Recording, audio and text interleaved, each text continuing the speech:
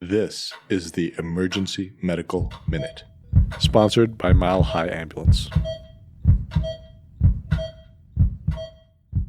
Hey EMM, we are excited to announce that we are now accepting applications for our second annual Diversity and Inclusion Award. The award is eligible to fourth-year med students identifying as underrepresented in medicine and are applying to EM residencies. We are extending 3 $200 awards to selected individuals following a blinded review of all applications. Applications will be accepted through the end of November, with winners being announced mid-December. Check out our website at www.emergencymedicalminute.org/EDI-award for all the details and to access the free application. Or you can click on the link in our show notes. Thank you. So, Medical Minute about an interesting recent scholarly article.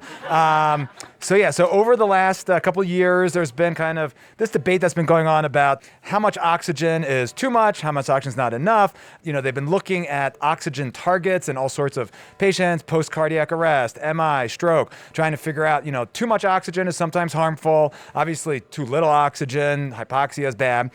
So this was a study that was just published last week, a large study looking at mechanically ventilated patients in the emergency department and ICU, and looking at 3 different targets. They randomized patients to either a low target of 90%, a middle target of around 94%, and a high target of 98%. And this was actually, interestingly, the same group that a couple years ago at Vanderbilt did a big study on trying to figure out whether normal saline or balanced fluids like LR were better. So they've done some really good research at this area, trying to figure out kind of important intensive care and ED topics. So anyway, in this trial, they looked at those kind of 3 groups. They had a large number of patients, 2,500 patients that were randomized to one of those 3 targets.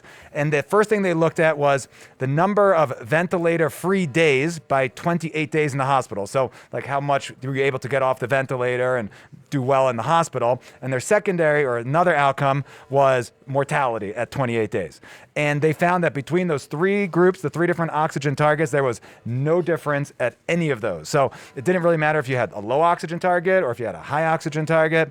There was no difference at the 28-day mark. They are looking out to follow these patients out for 12 months to see if maybe there's more long-term outcomes. But at this point from this study, you probably don't have to drive yourself crazy either getting really high or keeping them really low. So kind of some target in the middle probably makes sense, not to overshoot really high oxygen or not to get close to being hypoxic. So somewhere around 94, 95% probably makes sense. It's a pretty good study, and it's kind of where we are for now. Any questions? All right, thanks, guys. We'd like to thank our sponsor, Health One Continental Division, and Swedish Medical Center for their financial contributions to the EMM. Donations from them and listeners like you make it possible for us to fulfill our mission of producing and spreading free medical education to the masses. If you enjoy our show, please consider making a one-time or recurring donation to help cover our operational costs and keep the EMM awesome. Click on the link in our show notes to make a donation. Thank you for listening.